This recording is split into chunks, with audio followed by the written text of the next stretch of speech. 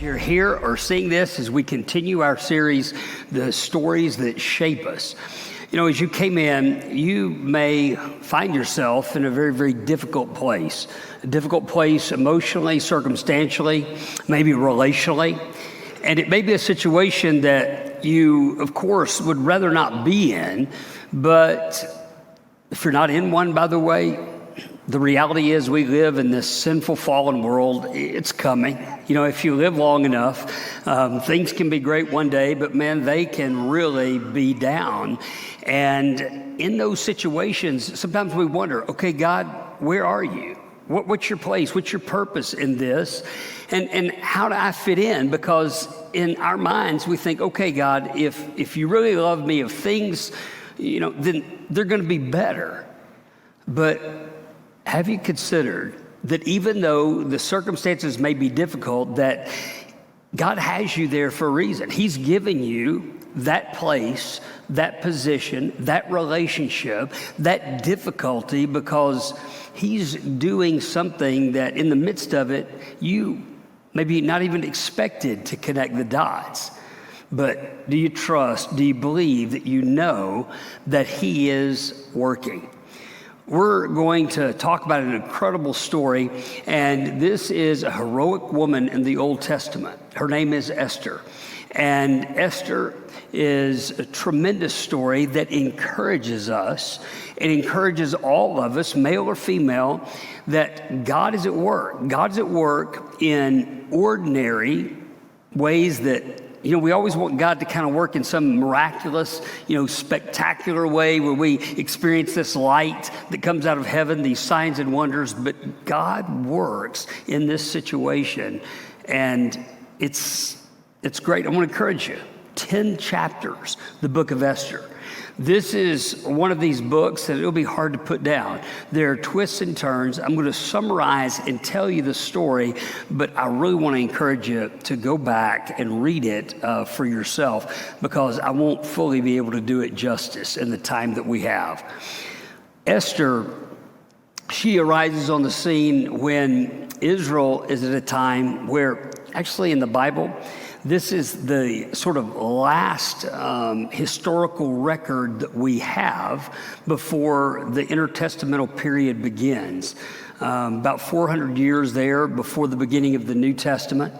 And this is the repetition of the cycle that we see where God's people, the Israelites, they disobey, they end up being oppressed. And then they cry out, and then God sends a deliverer.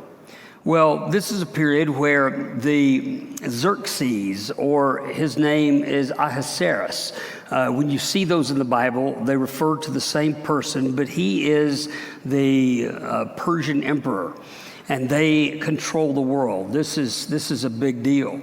And this is at a time in the life where the Jewish people have been not only overtaken, but they have been dispersed. Probably, 70% no longer are there in that sort of Holy Land area. They've been dispersed around Persia. And so this is a way that would keep them weaker and so forth, and they just really didn't think about them. But here is a Jewish woman by the name of Esther that ends up becoming queen. It's an amazing story. Vashti is the former queen. Crazy story, but she apparently is out of modesty, is not willing to perform or wear, certain clothing or maybe the lack thereof for the king's party. Appreciate her dignity, but it ends up costing her being queen. And that's what the emperor could do. You're no longer queen, so I'm going to choose a new one. So the process for that was that he, I guess, sent emissaries and found the 400 most beautiful women that he could to assemble really as part of a harem. Now, if you were one of the 400, here's the good news. That means that you would have spent a year, ladies, every day spa treatments.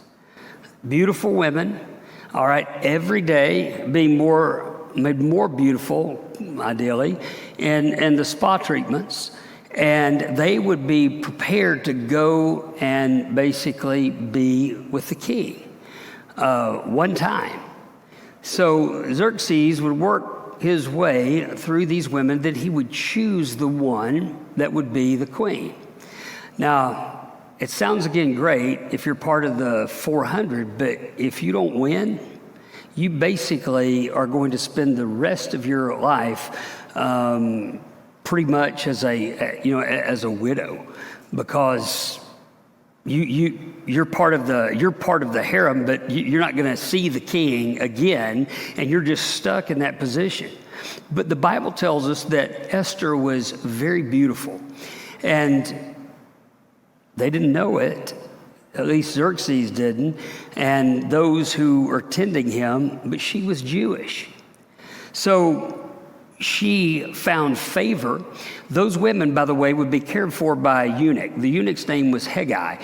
And if you don't know what a eunuch is, just go Google that. You can explain why, that will explain why the king trusted him managing all those women. He, though, liked Esther. And so he gave her even more spa treatments and so forth. And this was just a relationship that was leveraged. It was a good thing. She had favor. She had favor with Xerxes. He chose her to be the queen. Now, she had a first cousin by the name of Mordecai. Esther's parents, they had died, and her first cousin Mordecai became her guardian. Well, Mordecai was an incredible man, and even though he was Jewish, he had foiled an assassination attempt against the king at some point. And this was something that he was not necessarily really rewarded for, except that it was recorded sort of in the annals and so forth, that this guy, saved the king. He was Jewish. You wonder, why would he do that? Well, it was the right thing to do. God uses all these situations, these relationships, these circumstances. Well, there is another character that comes on the scene, and his name is Haman. Haman ends up being like second in command. We don't know how he rose to power, other than he just did, and he had the favor of the emperor. He put him in charge of a lot. He obviously was very, very skilled, but he developed this real hatred for the Jews, in part because Mordecai, and again, in this culture, when he who was lifted up so high, even second in position, would enter a room, everyone would bow. They would, take a knee. Well, everyone except Mordecai. Mordecai was Jewish. And in his mind, we speculate that would be something akin or close to idolatry. And so he didn't. Mordecai, he's not taking a knee, but Haman doesn't even see it. His advisors have to tell him. And then what does Haman do? He sees it, and now every time he sees Mordecai when he comes in somewhere, that's all he can focus on.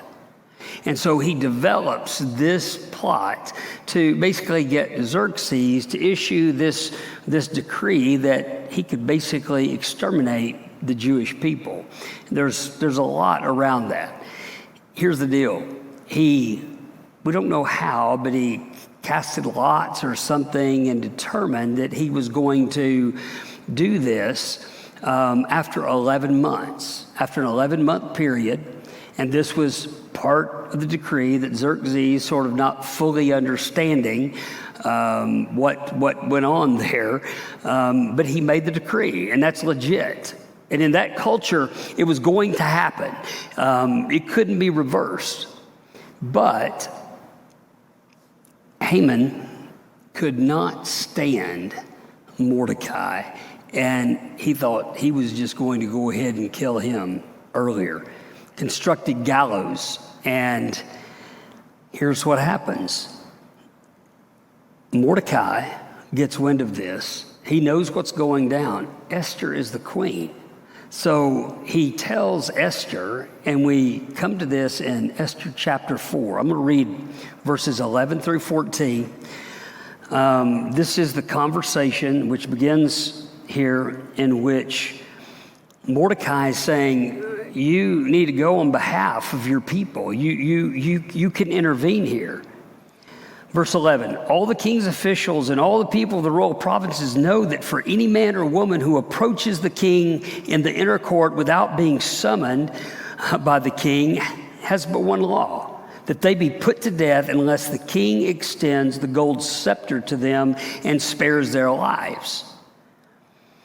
Now, Esther is responding to Mordecai, and she's basically giving excuses as to why this is not going to work. I mean, even though she was the queen, anyone, unless summoned by the king, if they made that appointment, if they showed up, then it would be death, unless he holds up this scepter, saying that it's okay. He proved it. And then she adds, here's another thing. But 30 days have passed since I was called to go to the king. She said, I've not even seen him in 30 days. And then it says in verse 12, when Esther's words were reported to Mordecai, he sent back this answer. Do not think that because you are in the king's house, you alone of all the Jews will escape. For if you remain silent at this time, relief and deliverance for the Jews will arise from another place. But you and your father's family will perish. And who knows? This is the famous line out of Esther. And who knows but that you have come to your royal position for such a time as this?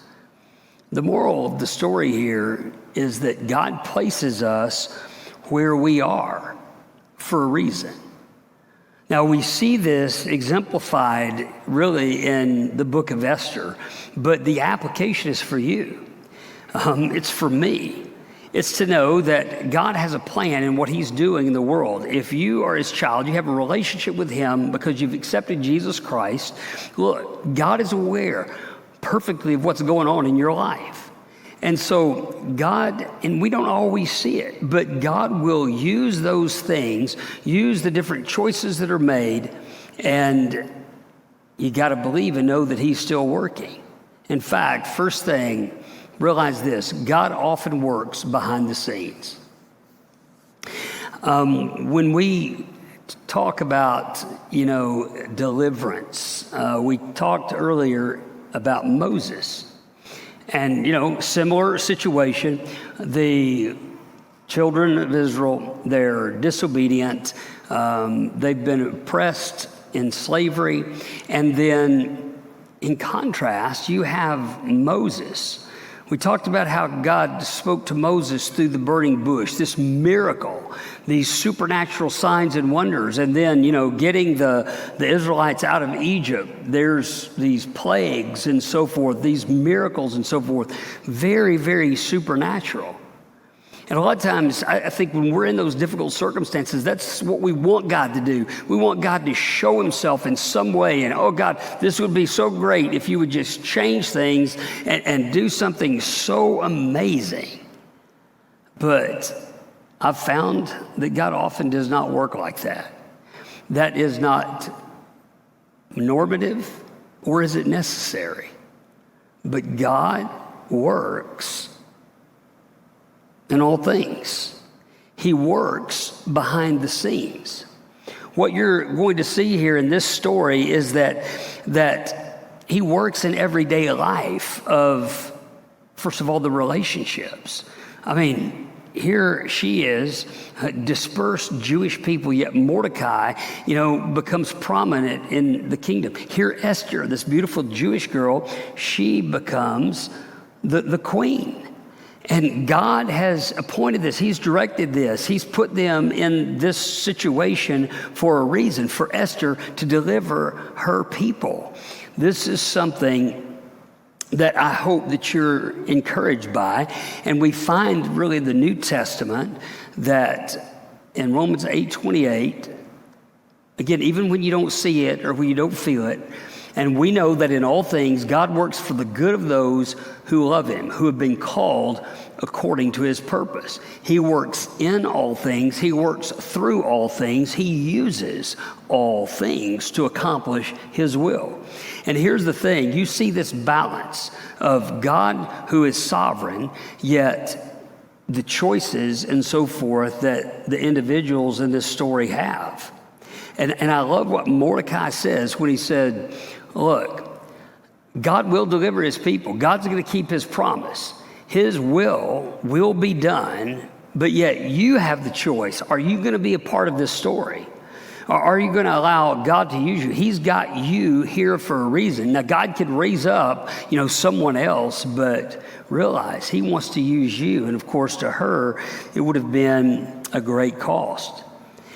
I know that when you are in the thick of it, in the battle of just trying to survive, to make it, sometimes, particularly as you're younger, you just can't see. You just don't know. But there is some advantages to age and being able to see and know how those dots connect. Now, not in all things, but I can tell you, I can look back in my life and I think about, okay, from Tennessee, started at the University of Tennessee. I ended up going to Carson Newman College because I believe, God was leading me a different way. It was there I met my wife from Georgia, who happened to be her first year at the same college. My second year, though, but first year there. So we met, knew, and who knew that would lead us to be married, to end up in Texas, to go to seminary here, to be married as long as we have, to start Fellowship of the Parks. I mean, all of those streams coming together. Yeah, I look back on that and I'm like, wow, God, I give you the credit. But I understand if you're younger, it's hard to know, it's hard to be able to trust that, but ask an older person like myself. And if you're older, encourage them, tell them, look, one day you're going to see these things work out. You just do what's right now, hang in there, trust and know that even though you can't see it or feel it, you got to believe and know that God is working. That truth will help you stay in the game, stay engaged. Secondly, you got to know that God will leverage your healthy relationships. God will leverage your healthy relationships. So, again, you see the way Esther and the relationship worked with Mordecai. I mean, he became her guardian, first cousin. He didn't have to do that, but he chose to do that. They had a positive relationship. And in the harem, she's friends and found favor with Haggai, and that puts her sort of in the pole position, and she becomes queen. Now, let me tell you sort of what more happened in the story. So I got you to the point where basically, Mordecai and Esther know what's coming down. She has to make the choice, okay, God, am I going to allow you to use me? And am I willing to take the risk here and go before the king to make this request? Well, she does. She does, and he raises the scepter.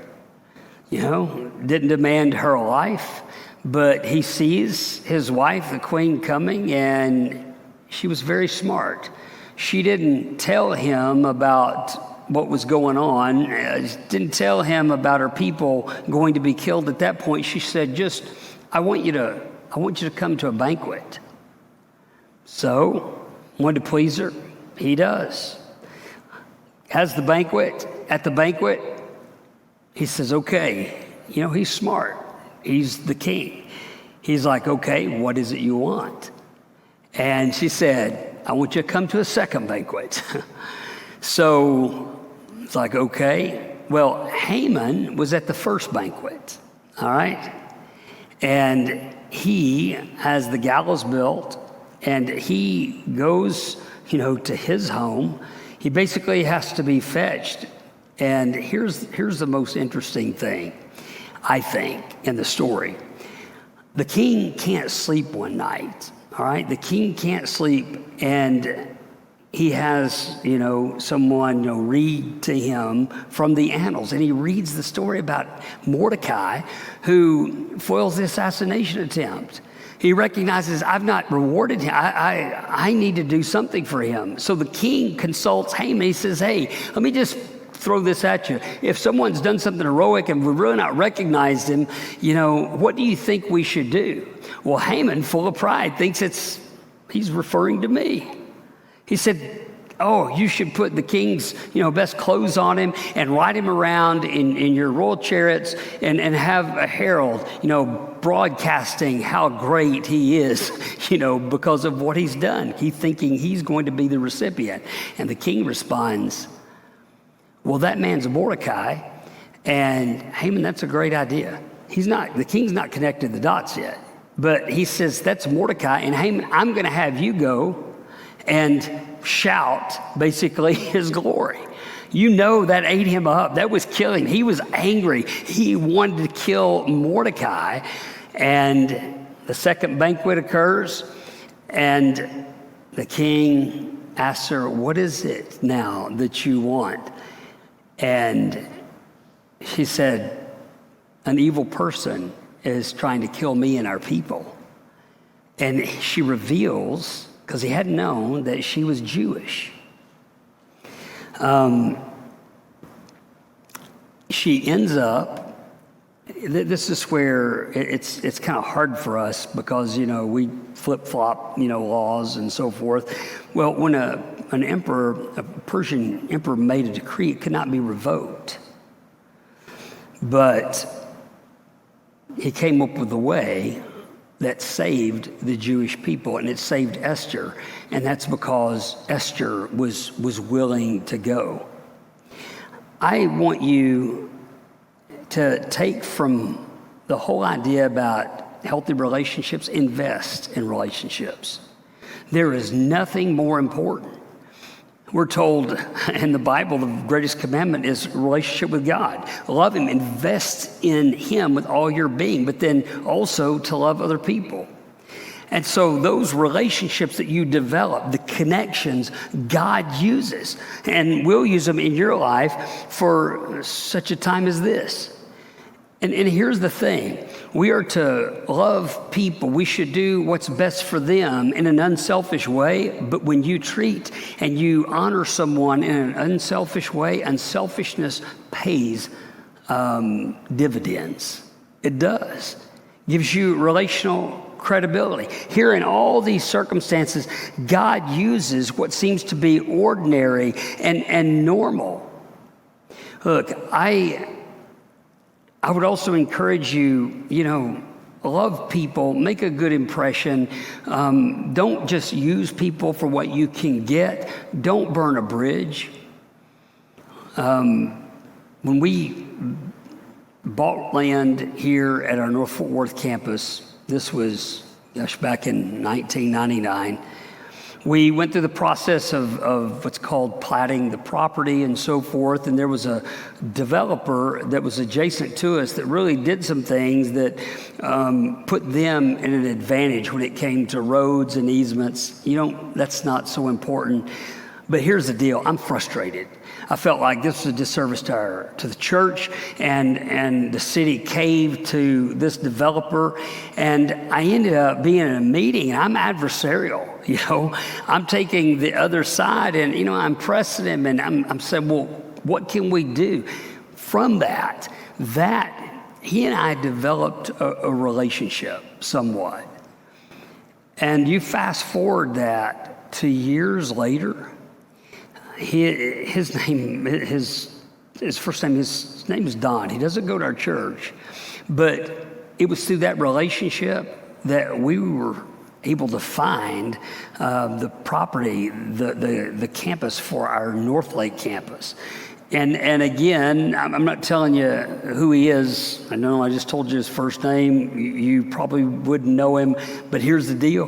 The last 3 years in a row, he has given camp scholarships for our kids. And I think about, here's something that started really sort of as an adversarial way that God has used and blessed our church. I look, and here's where I have the advantage.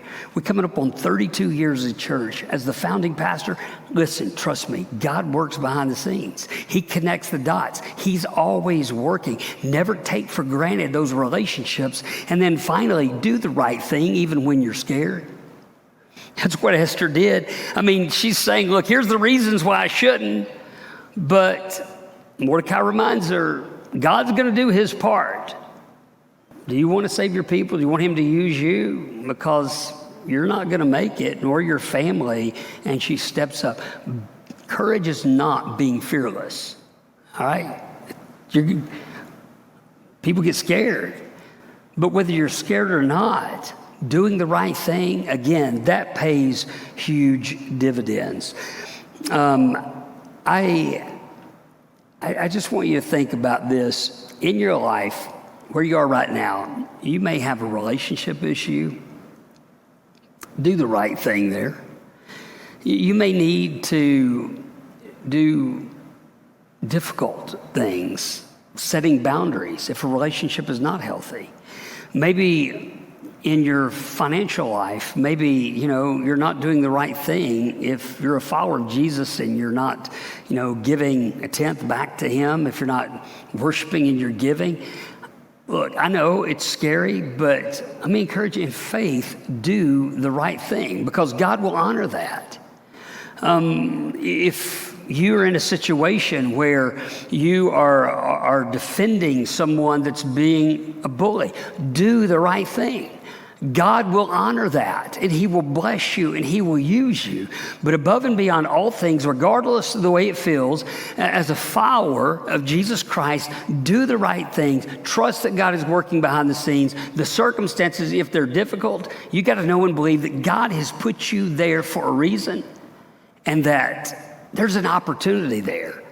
Because when you read the Bible, difficult times, that's promised to us as followers of Jesus. Consider this. Maybe God has you right where you are and need to be in this moment. I'm going to ask you to trust him with whatever situations God has brought to your mind and heart. I just want to close this one thing. It's one of the most powerful things to me about the book of Esther. So the way it ends is, Haman, by the way, is basically killed on the same gallows that he did for Mordecai. The king realizes what's going on, and Haman loses his life. He loves the queen. But again, they couldn't take this law off the books. So whatever time period it was, 11 months, in that 12th month, this would occur and the Jews could be attacked. That's a law. What the king did is he made a greater law. And he said, you are going to be armed. And so the Jewish people could arm and defend themselves. And here's what happened. The only people that died were not the Jewish people. It was the ones that I guess tried, to attack or tried to make good on that. They're the ones who died. Here's where I want you to see this relating. I love this. Here's the general law. We live in a world that is broken by sin. And that's not going to be, we're going to have to put up with pain, difficulty, tragedy, death, crisis. We're going to have emotional pain, physical pain. We're going to have to deal with all that. That is not going away. But God gave us the greater law, which is Jesus Christ, who fulfilled the law that gives us the ability to overcome and have victory eternally. So by all means, trust Jesus with your life. Trust whatever circumstance is in your life that is difficult right now, give it to him and know that he's working. Would you pray with me? Lord Jesus, in these moments, I pray that we would just give to you whatever it is, whatever situation, whatever relationship, whatever we're struggling with.